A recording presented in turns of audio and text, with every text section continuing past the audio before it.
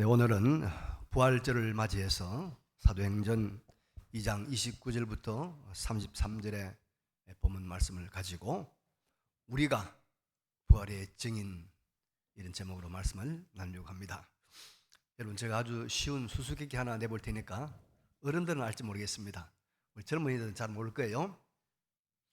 이 산 저 산을 다 집어먹고도 배가 고프다고 입을 벌리고 있는 것이 무엇이죠? 이 산 저 산을 다 집어먹고도 배가 고프다고 입을 벌리고 있는 것은 아궁입니다. 아궁이. 여러분, 옛날에는 산에서 나무를 뗐어요. 그래서 산을 다 아궁이가 다 잡아먹었어요. 그래도 항상 아궁이는 비어있단 말이죠. 산입니다. 참 불이 무섭습니다. 여러분, 불이 무서워요. 불도 무섭을 뿐만 아니라 물도 무섭습니다. 물과 불이 참 무섭죠. 그런데 여러분, 아무리 무서운 것이라고 해도 죽음, 사망보다 더 무서운 것은 없을 것입니다. 사망, 죽음은 영웅도 삼키고 용사도 삼키고 미인도 삼키고 천재도 삼키고 착한 사람도 삼키고 악인도 삼키고 다 삼켜버리는 인류 최대의 원수요 적이 죽음, 사망입니다. 그런데 여러분, 우리가 믿는 이 복음에는 이 사망을 이기는 권세가 있습니다. 사망을 이기는 권세가 있습니다. 이게 무엇입니까? 부활입니다. 부활. 여러분, 우리 기독교에 대한 여러 이름이 있습니다. 여러 우리가 표현이 있습니다만 가장 근본적이고 가장 우리가 정확한 표현은 기독교는 부활의 종교입니다. 부활의 종교. 그래서 우리가 1년 중에 가장 큰 절기가 이 부활절이라고 해도 과언이 아닙니다. 신구약 66권으로 되어 있는 이 복음의 핵심은 두 가지입니다. 십자가와 부활. 십자가와 부활입니다. 우리는 지난 주간에 이제 고난 주간으로 보내면서 예수님의 십자가 고난의 십자가 죽음의 그 역사성과 그 가치와 그 의미와 그 능력들을 묵상하고 또 우리가 상고했습니다. 그런데 복음은 여러분, 십자가로 끝나지 않습니다. 십자가 다음에는 부활이 있습니다. 부활이 있습니다. 부활을 위한 십자가이고 십자가의 열매는 부활입니다. 그래서 십자가와 부활은 한 쌍, 한 패키지란 말입니다. 십자가를 믿는 자는 부활을 믿는 것이고, 그리고 부활을 믿는 자는 십자가의 삶을 살아가는 것입니다.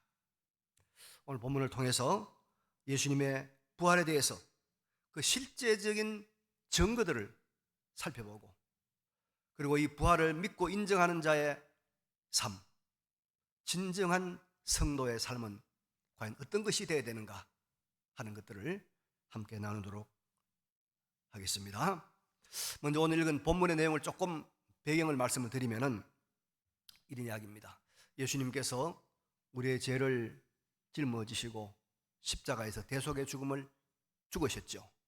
그리고 3일 만에 부활하셨습니다. 그리고 예수님께서 40일 동안 이 땅에 계시면서 자신의 부활하신 모습을 제자들과 또 여러 형제들과 많은 사람들에게 보여주었습니다. 그리고 40일이 지난 다음에 제자들에게 말씀했습니다. 이제 내가 하늘로 승천할 것이다. 그리고 열흘 후가 되면은 성령이 말 것이다. 내가 성령을 보낼 것이니 성령이 말 것이다. 그러니까 예루살렘을 떠나지 말고 이 성령을 기다리라 그랬어요. 그래서 예수님은 이제 40일 후에, 부활하신 40일 후에 하늘로 승천했습니다. 다른 세계로, 다른 차원의 세계로 진입하신 것입니다. 차원이 다른 세계로 들어가신 것이죠. 제자들이 말씀대로 예루살렘에 머물고 있는데 10일이 지나니까 그때가 마침 유대인의 절기로 오순절입니다. 오순절인데 마가 요한의 다락방에서 120명의 제자들이 앉아서 기도하고 있는데 하늘로부터 강한 바람이 부는 거예요. 불이 사람의 혀처럼, 불의 혀 같은 것이 내려와가지고 각 사람에게 막 임하는 것입니다. 그때 각 사람들이 입에서 방언이 터져 나왔습니다. 외국어가 터져 나왔습니다. 120명의 입에서 외국 방언이 터져 나오는데 15나라의 방언이 터져 나오고, 그 외국어 방언을 가지고 그들은 아주 강력하고도 확실하게 예수 그리스도의 십자가와 부활을 증거하는 것입니다. 담대하게 외치는 것입니다. 놀랍게 그들이 외치는 것입니다. 그러자 예루살렘에 모여있던 많은 사람들이 너무 떠들고 너무 요란하니까 와서 쳐다보았습니다. 그런데 각자가 자기 나라 말로 그들이 말하는 복음을 듣는 거예요. 이거 어찌 된 일이냐? 다 우리가 세계 흩어진 사람인데 우리나라 말로 다 이런 예수의 부활을 듣는구나, 그렇게 놀라고 있는데, 그 중에 어떤 사람들은 그래 말합니다. 이 사람들이 새 술에 취했다, 술이 취해서 지금 횡설수설하는 것이다, 그렇게 말을 합니다. 그때 베드로가 일어나서 아니다, 새 술에 취한 것이 아니다, 이것은 성령이 오신 것이다 하면서 이제 베드로의 설교가 시작됩니다. 그래서 이 베드로의 해명 설교가 2장 이제 14절부터 36절까지 나와 있습니다. 베드로는 여기서 그들이 결코 술 취한 것이 아니고 부활하신 예수가 성령을 부어주심으로 이런 일들이 일어났다는 것을 그가 밝히고 있는 것입니다. 이제 이 베드로의 참 놀라운 그 유명한 설교 중에서 오늘 본문을 가지고 몇 가지 은혜를 나누려고 합니다. 먼저 베드로는 예수님의 부활 사건은 그의 설교 중에서 다윗을 통해서 미리 예언된 것이 그대로 이루어지는 것이라고 그가 밝히고 있습니다. 지금 죽어서 그 묘가 예루살렘에 있는, 다윗의 묘가 예루살렘에 있습니다. 이스라엘이라면 모든 사람들이 다 알고 있는 다윗, 그 유명한 왕, 이방인마저도 다 알고 있는 그 다윗이, 그가 선지자로서 예수님의 부활을 미리 말했다는 것입니다. 그래서 30절, 31절 이렇게 말하고 있죠. 그는 선지자라, 다윗을 말하고 있는 겁니다. 하나님이 미리 이미 맹세하사 그 자손 중에서 한 사람을 그 위에 앉게 하리라 하심을 알고 미리 본고로 그리스도의 부활을 말하되 그가 음부에 버림이 되지 않고 그의 육신이 썩음을 당하지 아니하리라 하더니, 다윗이 말했다는 거예요. 그래서 시편 16편 다윗이 쓴 시편인데 거기 보니까 이런 말하고 있습니다. 자기의 후손의 이름으로, 다윗의 후손으로 오신 메시아는 그 육체가 썩지 않고 부활할 것을 실제로 예언하고 있는 것입니다. 그래서 이 다윗의 예언대로 십자가에 죽은 예수를 하나님이 살리심으로 예수님은 부활했다는 것입니다. 여러분, 예수님의 부활은 이미 성경 말씀에 예언된 사실입니다. 예언된 사실입니다. 하나님의 아들이 인간을 대신해서 죽는 그 대속의 십자가의 죽음 사건, 그리고 그 부활의 사건은 인간의 타락 이후에 수천 년 동안 하나님께서 특별한 방법으로 계시하고 예언한 성경에 있는 사실이라는 거예요. 성경에 있는 사실이다. 성경이 증거하고 있다. 그러니까 너무 놀라지 마라, 그런 말이죠. 그래서 고린도전서 15장에 보면 바울이 이렇게 말하고 있습니다. 내가 받은 것을 먼저 너희에게 전하였노니 이는 성경대로 그리스도께서 우리 죄를 위하여 죽으시고 장사 지낸 바 되셨다가 성경대로 사흘 만에 다시 살아나사 게바에게 보이시고 12제자에게 보이시고 500여 형제에게는 일시에 보이시고 맨 나중에는 만삭돼서 살아나지 못한, 만삭되지 못하여 난 자 같은 나 같은 사람에게도 보이셨느니라, 그래 말하고 있습니다. 그래서 예수님의 부활 사건을 절대적으로 신뢰할 만한 사건이다, 성경이 말하고 있다는 거죠. 미리 말했다는 것입니다. 여러분, 성경은 살아있는 하나님의 말씀이 기록된 책입니다. 성경은 인류 역사상 가장 많이 인정받고 가장 많은 영향을 끼친 책이 성경입니다. 지금도 여러분, 세계 초강대국 제일 1등 가는 나라 미국의 대통령이 될 때 성경책 위에 손을 얹고 선서를 합니다. 성경책. 우리는 성경대로 살면 복을 받고, 성경을 무시하고 살면 괴롭고 힘든 불행한 인생을 산다는 것을 너무나도 우리는 확실히 알고 있지 않습니까? 그런데 이 권위 있는 성경이 예수님의 부활을 말하였고, 그 말씀대로 예수님 정말로 부활하신 것입니다. 정말로 부활하신 것입니다. 그래서 예수님의 부활은 성경대로 죽으시고 성경대로 살아난 것이다. 우리는 예수님의 부활이 성경이 말한 그대로 부활했다는 확실한 부활을 믿으시기 바랍니다. 뿐만 아니라 우리는 이때 성경이 바로 절대적으로 확실한 하나님의 말씀인 것도 확인할 수가 있습니다. 그렇죠? 성경 말씀대로 살아나셨고 성경 말씀대로 부활하셨으니 이 성경 말씀이 얼마나 여러분 확실하냐 말입니다. 성경 말씀. 지난 금요일에 기도원협회 양천 지부에서 수고하시는 임 장로님이 찾아왔어요. 달문을 한 거 찾아와가지고, 그러나 무슨 일인가 물었더니, 목사님, 우리 기도원협회에서 4월 4일 날 이 강서구에 있는 중학교 고등학교 앞에서 성경을 나눠줍니다. 이 하나님의 말씀, 이 성경을 나눠주는데 아이들이 성경을 거부하지 않고 성경을 잘 받도록 기도해 주십시오. 그 부탁으로 왔습니다. 그래요. 얼마나 참 감사한지 여러분. 그분이 이미 은퇴했어요. 나이가 지금 80이 다 돼가는 분입니다.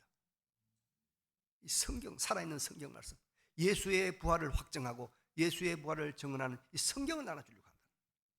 여러분도 4월 4일 날 이 강서에 있는 우리 중고등부 아이들이 성경을 잘 받도록 생각나는 대로 기도해 주시기 바랍니다. 예.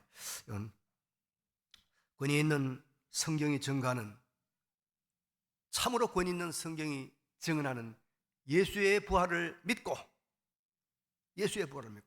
이 놀라운 부활의 복음, 기쁜 소식을 전달하는 이 성경을 더 가까이 하는 우리 모두가 되시기를 간절히 바랍니다. 이제 두 번째로 여러분, 오늘 베드로의 설교를 보면은 예수님의 부활을 증거하는 또 하나의 강력한 존재가 있습니다. 성경이 증거할 뿐만 아니라 강력한 존재가 있어요. 33절에 이런 말씀이 있죠. 하나님이 오른손으로 예수를 높이시매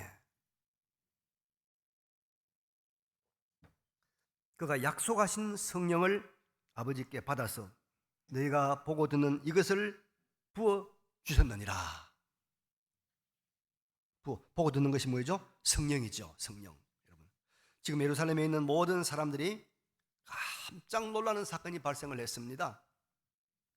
120명의 제자들이 아주 강력하고 신비로운 힘을 받아서 15개국의 언어로 막 외치고 있는 거예요. 예수님이 십자가에 죽었다가 살아났다, 그는 하나님의 아들이다, 함대히 외치는 이 현상이 일어난 것입니다. 여러분, 우리 이 언어에 대해서 이야기하면 인간들이 하나님을 무시하고 자기 자랑하려고 바벨탑을 쌓을 때 하나님께서 언어를 혼잡게 했어요. 그때부터 온 세상의 언어가 이런 수백 수천 가지로 갈라졌습니다. 그런데 예수 부활을 증거하는 성령이 오심으로 말미암아 언어가 다 통일된 겁니다. 하나로 통일된 겁니다. 놀라운 구속의 사건이죠. 그런데 이것이 바로 성령의 역사이고, 그리고 이 성령은 부활하신 예수님이 약속대로 하나님 아버지로부터 받아서 보낸 성령, 보혜사 성령입니다. 그래서 이 성령은 부활하신 예수님을 나타내고 부활하신 예수님을 증거하러 오신 분이 누구냐? 성령이다 이 말입니다. 예수님께서 보내신 거예요. 하나님 앞에서 하나님께 받아서 보낸 거예요. 그래서 성령은 하나님으로부터, 성부로부터, 성자로부터 오신 분이 성령이다 그 말입니다. 그래서 여러분, 신약 성경의 모든 성령 하나님의 놀라운 역사는 예수의 이름으로 나타납니다. 예수의 이름으로 나타납니다. 예수의 이름으로 안진뱅이가 일어납니다. 예수의 이름으로 여러분 죽은 자가 살아납니다. 예수의 이름으로 병이 났습니다. 예수의 이름으로 여러분 방언이 터집니다. 예수의 이름으로 예언이 나옵니다. 이 모든 것들은 예수님께서 부활하셔서 하나님의 보좌 우편에 앉아 계시고 자기의 권능과 능력과 이름을 성령으로 나타내는 것입니다. 그래서 예수의 이름을 대야만이 성령이 역사하는 거예요. 예수의 이름으로 기도해야만이 성령이 역사하는 겁니다. 움직이는 겁니다. 그래서 여러분, 성령께서, 신적인 능력을 가진 성령이 예수님의 부활을 증거하고 있습니다.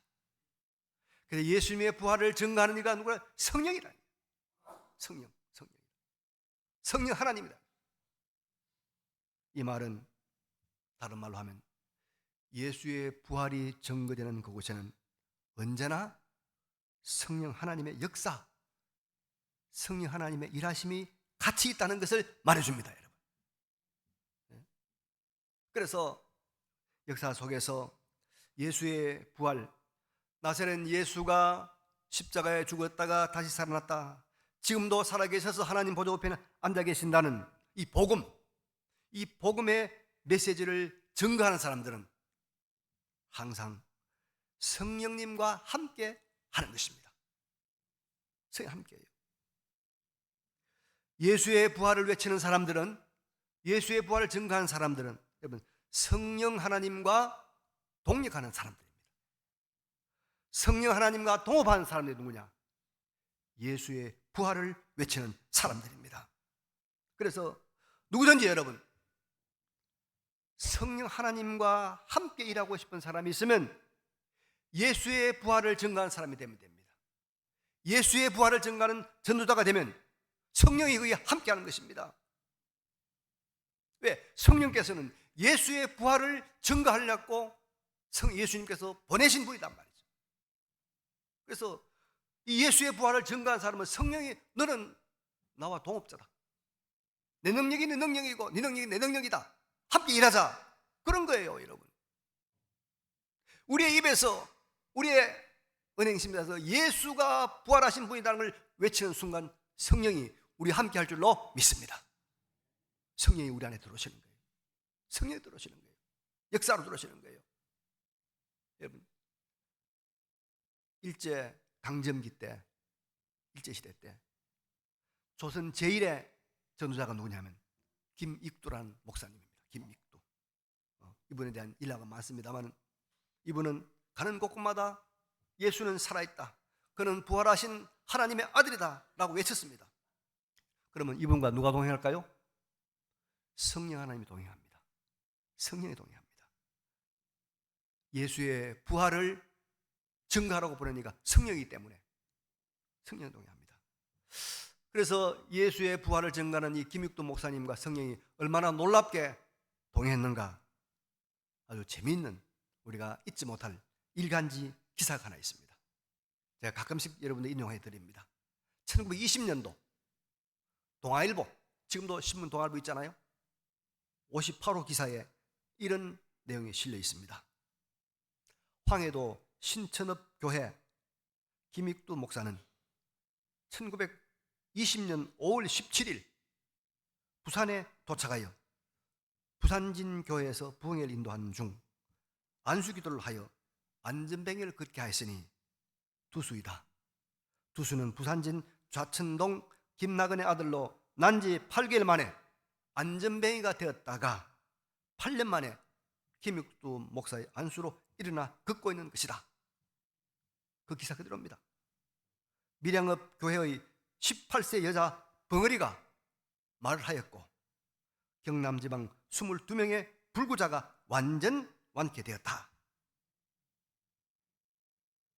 예수 부활을 외치는 김익도 목사와 성령이 함께한 겁니다. 성령이 역사하니까, 성령 하나님이 함께하니까 이런 역사가 일어나는 것입니다. 그래서 이것이 이제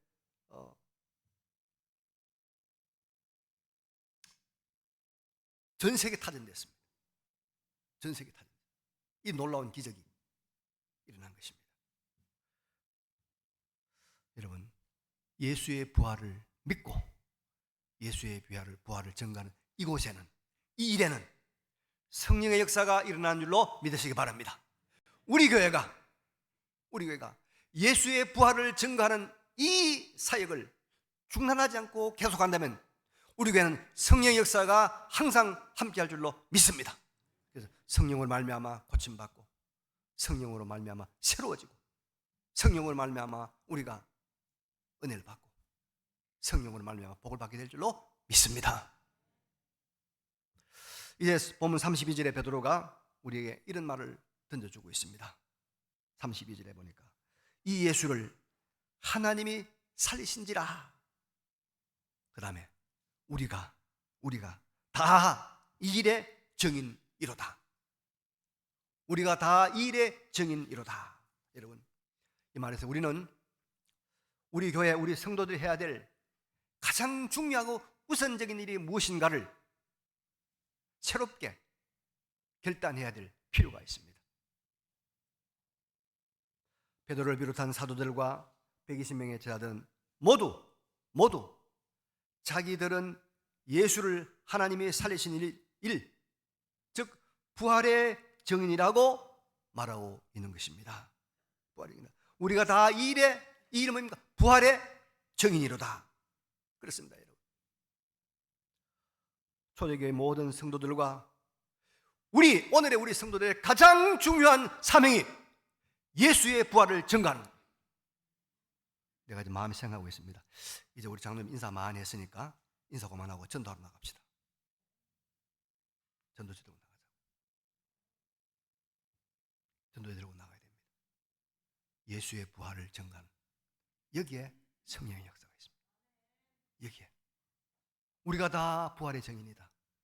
우리가 다 부활의 증인이다. 우리 교회가, 우리 성도들이 이것을 상실했기 때문에 하나님의 능력을 경험하지 못하는 거예요. 하나님 역사를 경험하지 못하는 거예요. 살아있는 생동하는 신앙이 안 되는 거예요. 우리가 다 부활의 증인이다. 이게 우리의 미션입니다, 여러분.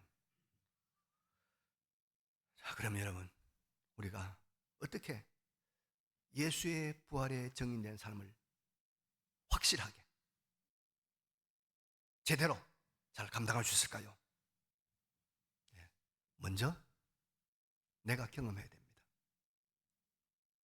내가 먼저 부활의 예수를 만나야 되고, 부활의 예수를 내가 체험해야 됩니다. 그래야 사람들이 감동을 받는 거 아니겠습니까, 여러분?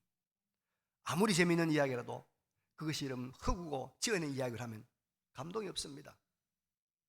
그러나 내가 경험하고 내가 느끼고 내가 직접 체험한 것이라고 하면 그게 여러분 뜨듬뜨듬하게 말해도 감동이 되고 그것이 영향을 미치고 재미있는 거 아니겠습니까? 설득력이 있단 말입니다. 우리가 부활의 주님을 먼저 만나야 하는 거예요. 부활의 주님을. 그래야 당당하게 나갈 수 있는 것이고, 그래야 우리가 말할 수 있는 거 아니겠습니까? 오늘 여러분 말씀을 참 잘 듣습니다. 또 우리가 말씀을 성경을 읽어야 됩니다. 말씀을 또 묵상도 해야 됩니다. 왜 말씀을 강조하느냐 하면 여러분요, 말씀하세요. 거듭난 성도는 하나님의 말씀을 통하여 부활하신 예수님, 살아계신 하나님의 아들을 만나기 때문입니다. 여러분. 하나님은 말씀을 통하여 자기를 드러냅니다. 말씀이신 그리스도가 말씀 육신이 되어봤다고 했습니까? 말씀 그리스도가 말씀이에요. 부활하신 주님은 여러분 말씀 뒤에 숨어 있습니다. 말씀 뒤에.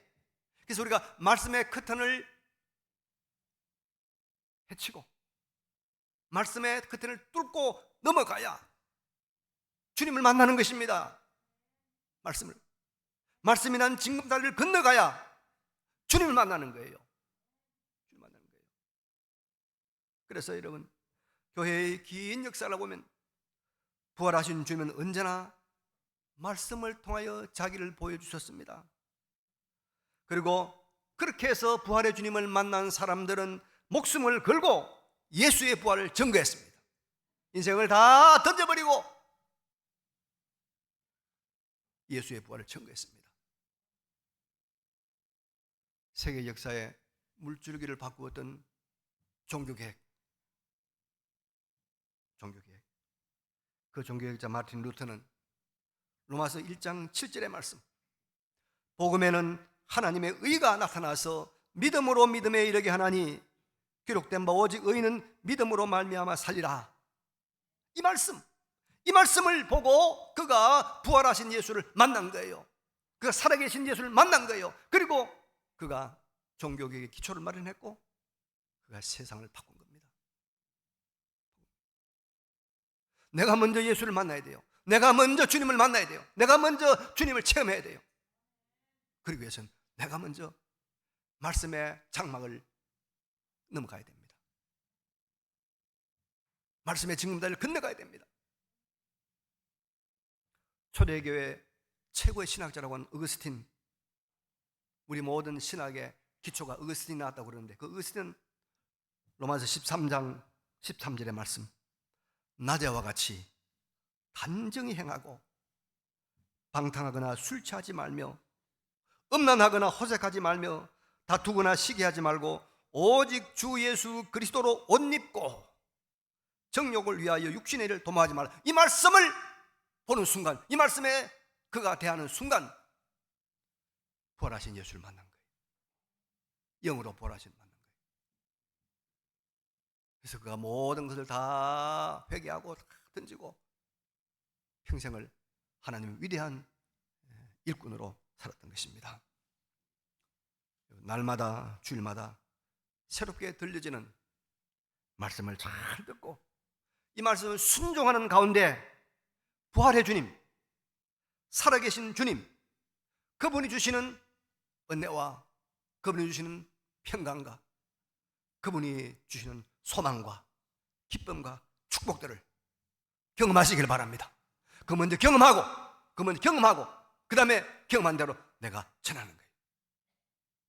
내가 외치는 거예요. 그럼 그때 성령의 역사가 또 나타나는 거예요. 성령의 위대한 역사가 나타나는 거예요. 이 역사는 오순절 이후부터 주님 오신 그날까지 시대마다 지역마다 계속될 줄로 믿습니다. 우리가 이 역사에, 이 하나님의 위대한 사건의 주인공이 되시기를 바랍니다. 여러분, 예수 그리스도의 부활은 성경이 증거한 겁니다. 성경이 증거합니다. 성령께서 예수 부활을 지금도 증언하고 역사하고 있습니다. 우리가 말씀을 통해 예수를 만나고 우리가 예수 부활의 증인의 삶을 살려고 우리가 애를 쓰고 우리가 달려가면 하나님이신 성령께서 우리 함께합니다. 그래서 여러분, 은혜를 주시고 은사도 주시고 치유도 주시고 다 주세요. 다 주세요. 필요한 걸 다 주세요. 바라기는 이 부활주일에 새로운 각오와 결단으로 부활하신 예수를 새롭게 만나시고 또 다르게 증언하는 결단들이 있는 우리 모두가 되시기를 간절히 바랍니다. 네, 이 말씀을 기억하시면서 잠깐